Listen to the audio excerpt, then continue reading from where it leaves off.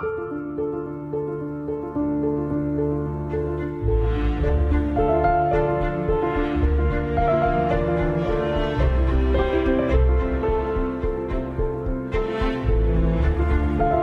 and welcome to the SJ Child Show. Today, I am having someone on who I'm excited to talk to one-on-one. I had her on the summit that I just recently had in October, but we didn't get to this interview style kind of and get to know one another more or less. So thank you so much for being here today.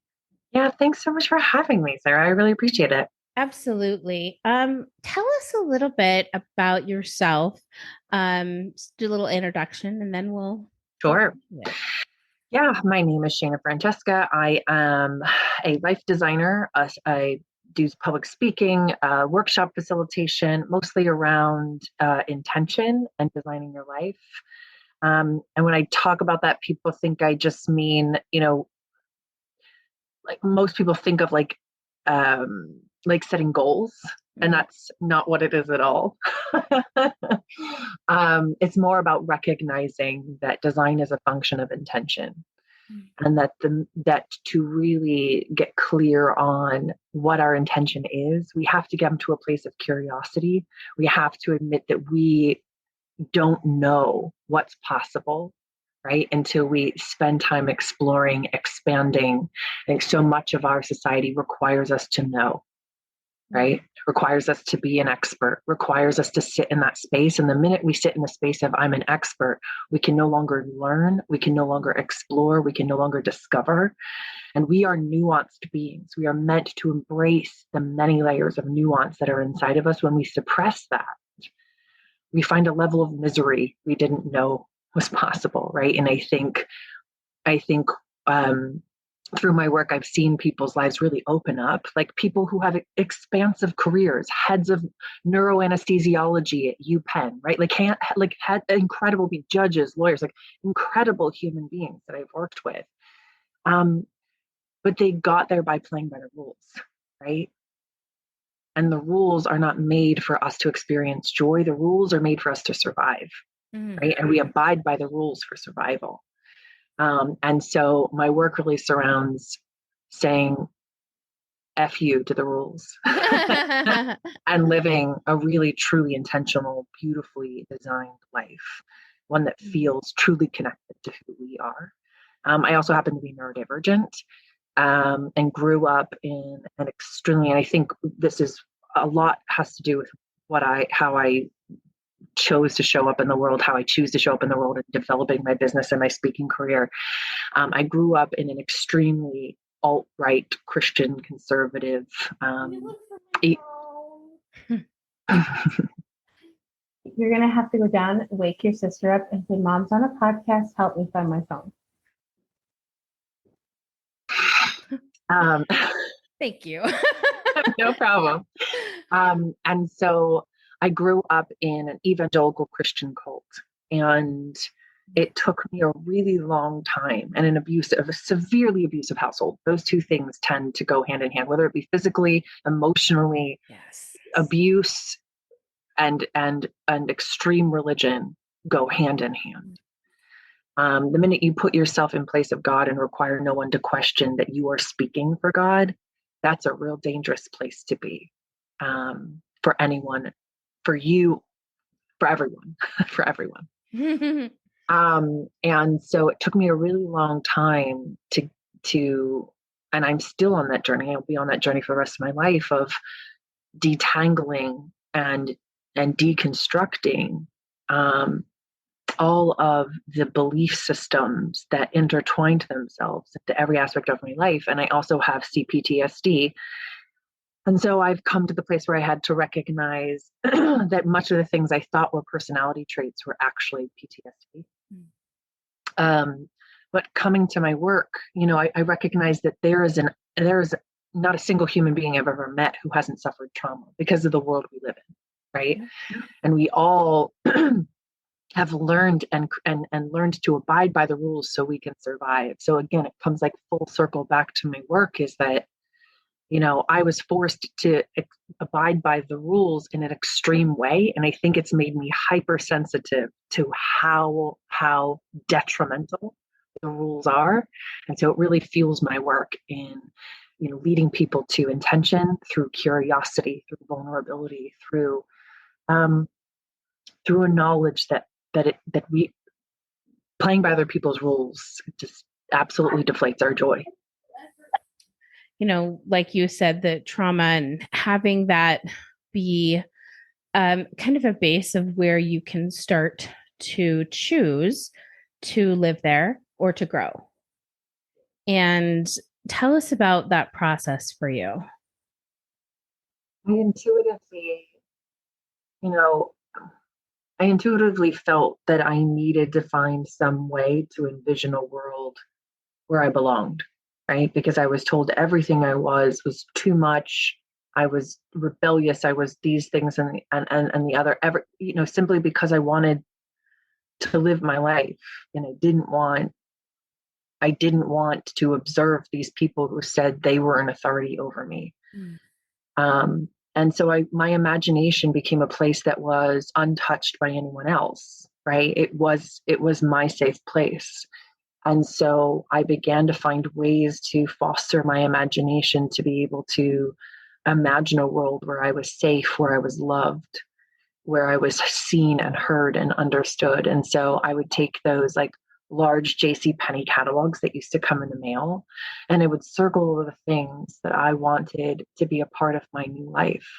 And I just wanted, it wasn't like anything crazy. It was just like, I want this shower curtain when I have my own bathroom someday. And I want this, I want my clothes to look this way when I could choose them. For a long time, I wasn't allowed to wear pants, or I wasn't allowed to wear any shoes with a heel on them. I wasn't allowed to wear makeup till I was like 14. I wasn't allowed to date.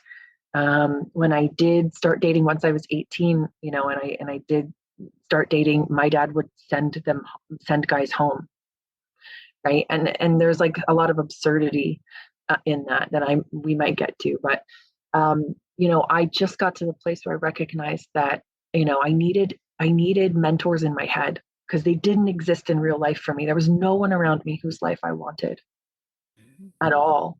Right. Because you don't have abusive parents who are in a religious cult who are healthy human beings who are attracting healthy human beings to them. Right. That's not right. And so you as a child are put in such a dangerous position, because not only are your parents unhealthy, but everyone they bring you around is also unhealthy. And so I started reading,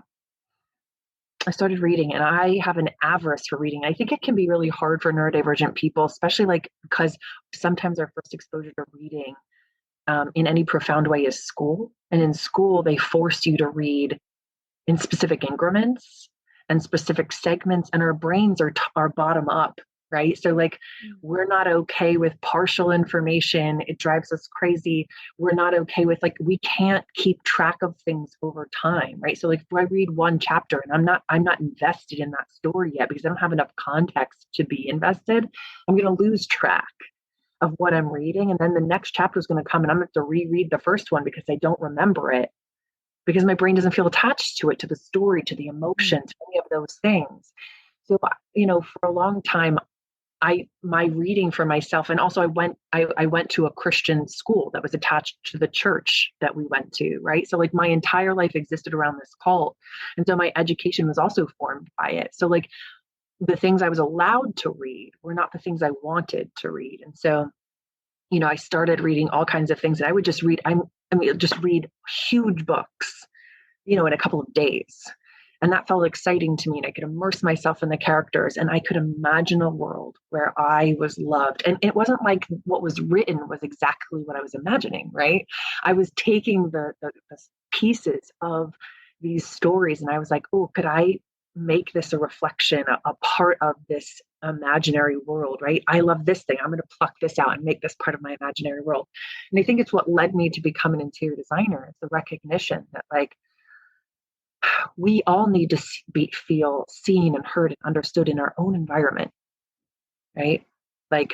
even if it only exists, like it has to exist for me. It had to exist up here for a long time, but as soon as I had control over it, it could exist in real physical space. Mm. As soon as it could exist in real physical space, it really transformed things for me because I felt safe. Yeah. Right. In a study published in 2019 in Europe, one of there's top three things that contribute to our overall happiness. Number one is our mental health. Number two is our home. Right. Um, and so to recognize that, like, we have to create and craft safe space for ourselves, and it needs to be an authentic reflection of who we are. I think my imaginary world eventually became this thing where I wanted to take what was happening in my brain, the way I envisioned beautiful lives, not just for myself, but for the people around me, and be able to bring them into real life, which eventually led me to, my life design work. So, I see this progression that happened through my healing, through my expansion, through my own curiosity, through helping other people. It expanded who I was and how I saw the world. And how I felt seen and heard and valued within this world. Isn't it so special when you find that community, those like-minded individuals, those souls that you just vibe with, to recreate that safe feeling for you in a new you space? Because it's funny, I just posted the other day something about not being the same person you were going through the trauma or before, but being a new person altogether after, that you have to learn to embrace that new person and reintroduce that person to your existence and your environment. And so, I think it's so important that you are setting up this fundamental kind of, but by showing people that through their intuition, they can also create a space that is what they think is love and safe. And I think that's amazing. Yeah, because other people don't live with us, Yeah. right? I think so much of, especially when I start working with clients, again, I work with amazing people. Much of the time, I start asking questions. So I love walking through my clients, homes or their lives, whether I'm designing their home or we're sitting down and we're working through coaching. I love to talk through things with people, ask a lot of questions, and watch their physical reaction. Because our body knows before our subconscious does, knows before our conscious mind does. Our body is the first to react. 85% of communication is nonverbal. There's a reason for that. We learn to pay attention to our own body language, we can learn a lot about ourselves. But I use that kind of to pay attention to people and see where uncomfortable comes up, see where feelings of lack might be coming up, where difficult things are not being able to be processed, and then we can address them. Right? We can create our lives and create our physical environment to be things that support us rather than us supporting them. And I think for me, I come to recognize that intention is an ever deepening thing, right? It's not just like we set an intention and walk away. Intention is a conversation with ourselves. We have to constantly be checking back with ourselves, because as we learn and move through each and every day, as we interact with new people, we gain more knowledge and understanding, we change. So we need to be having conversations with ourselves about what our intention is and how it has shifted based on the new information that we've gathered throughout each and every day in interaction and friendship and so on and so forth. And as we do that, our physical environment might need to change as well, right? We may need to move some furniture around. We may need to indicate to our brain, I recognize that I have changed and I'm making space for that new version of myself, right? And letting that take up space in this world. Doesn't mean we throw out everything and buy new. I'm not advocating for any of that, but I am advocating that we, might need to paint the walls a new color, or we might want to rearrange the furniture, or we might want to, change out the duvet cover on our bed or something and make it like a seasonal thing. We can find little ways to indicate to ourselves and our physical environment that reinforces in our mental environment that change is welcomed, it's embraced, and that we can take up space. beautifully in the world. Absolutely. And I have to give you credit because after that safety summit, my husband had listened to the portion with me that you had, and afterwards said, we need to do this for DJ, who just keeps showing up, bless his heart, and, make sure that we're really constantly, but respectfully changing his space around so that that idea of change isn't so overwhelming when sometimes in life it has to happen. It occurs without us knowing that it's going to happen ahead of time. So it's so thank you for sharing those words and ideas because they really do. I've seen the effect that it's had on him. He has responded in a great way to the changes that we've moved things around. Yeah. I think the beautiful thing about being neurodivergent is that we're hypersensitive to the world around us, whereas other people perceive the same things that we perceive, their brain is filtering it out. So they're not recognizing the value that the immense amount of weight all of these things carry in their life because their brain has pushed it aside. Our brains don't push anything aside. Yeah. So we feel it all to 100 degrees stronger.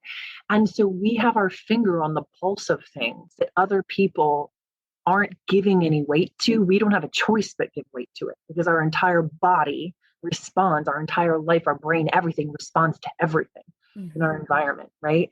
And so I think what I love about what I do is being able to help people who are allistic or neurodivergent, but especially allistic people recognize how much they actually are affected by the world around them in ways that they didn't recognize, and almost like helping them to see the world like a neurodivergent person, right? Helping them to become to it as we are and recognize how much power it has in their life. Yeah, that's a really wonderful way to think of it. And I just, recently found out for myself that I was also neurodivergent. And so it's exciting to kind of overimpose those memories. If I don't know how else to say, but to really look at them and now look at them through the perspective I have being, autistic and say, okay, that sensory thing when I was a kid. Okay, that other thing, whatever, throughout my life, and kind of pick those things apart and really uncover why it was so challenging or why maybe it was more simple for me. It's incredible. You cut through all the bullshit and right to the heart of the thing. You're like, no, I see the answer. How come everybody else doesn't see the answer? I see the answer. And then other times your brain can't see the answer because all it sees is the letter, and everybody else sees the answer. You're like, I don't see it. Exactly. Isn't that the truth? Oh my gosh. Oh, wow. Tell us what projects you're working on, or is there anything you have coming up? Well, so January 30th, I kicked off 2 new sessions of group coaching, and I would love people to join. I did group coaching for 2.5 years with over 100 people. And then I took a break for a year and really needed to rejuvenate myself because I was running it all year round. And now I realize I can't do that to myself. I can't give myself only a few weeks off at a time. But, now I'm running it 3-month segments. And I limit it to 20 people per session. So it'll be Mondays and Wednesdays, whether people are neurodivergent or allistic, it doesn't matter. I love a variety of people to join the conversation. I think diversity is where we need to sit. Seeing the world through other people's eyes is excessively valuable. It's excessively valuable, and it helps us to learn and process information much faster. So what I typically do is a day or two ahead of the session, I send out what we're going to be discussing and maybe an excerpt from something, or perhaps an article or a quote from something to let people sit with it, and then to be able to have a discussion about it. And usually I might reference a book or something like that people can then take, and they could read that book to kind of, deepen that understanding. But what I love is that no matter what in the discussion, you've got, all these different people processing the information differently and sharing with one another about it. And the commitment that I ask people to make at the beginning, once they sign up and join, is that each session they will share something. Everyone shares something, right? Just make that commitment, because it doesn't have to be deep or profound. It could just be, I really loved what this person said, and that's simple enough. But what is really important and valuable is to recognize that every voice is valuable and equally valuable. And making sure I create an environment that's based on equality and equity, equity in the conversation. So I'm really passionate about group coaching for that. I've seen it transform so many people's lives and create beautiful community. And I also have a commitment to making it accessible price-wise. So it's $90 per person per month. I try to make it as manageable as possible without going broke. Yeah. Oh, I love that. Yeah. I really love the idea of a group. I myself haven't done a group thing, since it was forced upon me at whatever teenage age it was. But not as like, I guess I've come together with friends and you almost kind of do that by without thought. But I think that gaining other people's perspectives is so valuable. And some people don't give that enough credit. They don't realize how much value you can get from another person's perspective. Practice of that, right? Because hyper-individualization and the nuclear family is such a divisive thing, right? It's what fuels capitalism and what fuels this hierarchical system that requires us to battle it out with one another just to be able to survive. What I propose is us creating beautiful community, and I realized how much value it had in my life, especially because I missed that level of community, that group conversation that happened when I was part of religion, right? Because you would sit around and you would have these discussions, and I had that community. And I think for a lot of us who have walked away from religion, recognizing its destructive nature, what we do still see is how valuable the community was. Yeah, agreed. And we desperately need that. We need one another, and we need that sharpening, right? We need that sharpening from one another to see the world from each other's perspective. We learn through metaphor. We learn through storytelling. And so hearing other people's stories is an exceptionally valuable way for us to process the world around us and see it in beautiful ways. So working on that's kicking off in January. Continuing to expand and look for companies and opportunities to lead my Mastering Intention workshop. And then also I recently published on Thanksgiving, actually, my first romance novel. Oh, congratulations. And my pen name is Maeve Marin. It's on Amazon. It's called Under My Skin. I grew up in purity culture. And I grew up in a world where sexuality was something depraved, especially that a woman was not allowed to enjoy, to experience pleasure within her own body. Sex was a duty performed for a husband. Your body doesn't belong to yourself. All of these things that just were such horrible messages that were not okay. And like 2 years ago, I went and I after I officially completely left religion, I stopped going to church entirely 3 years ago because I just kept bouncing to different churches, hoping I would find one that wasn't toxic, and I couldn't. So I eventually was like, oh, churches are the problem. And then I was like, oh, wait, no, not, religion was the problem. And then I was like, oh, shoot, actually. And I really dove into deconstructing. But 2 years ago, I did this beautiful photo shoot in White Sands, New Mexico. And it was kind of me just being able to embody myself and to allow myself to be seen and to see myself in new ways and fully embracing and embodying my whole self. And I never, and people ask me like, oh, you wrote a romance novel. Did you ever think you were going to? No, I never entertained the idea because it was dirty. It was something you shouldn't do. It was, so I read my first romance novel 4 months ago. And after I read it, I was like, I would love to write something like this. And then I did. And I published. Yeah. And now I'm use that imagination you'd been building for so long. Correct. Yeah. And because as a neurodivergent person, we're always practicing dialogue in our head to try to ease anxiety in social situations. Writing dialogue was so easy to me. I was like, this is a snap. This is so easy. A character I could pull from my brain people I've met throughout the world, throughout my life, and be like, oh, because we mirror. It's what we do. when we mask, we're mirroring the people Yeah. around us to put them at ease with who we are. We mask, right? And so like all I had to do was like draw from all the people I had studied throughout my entire life and be like, oh, this person and this person and this person, and I'll create this fictional character.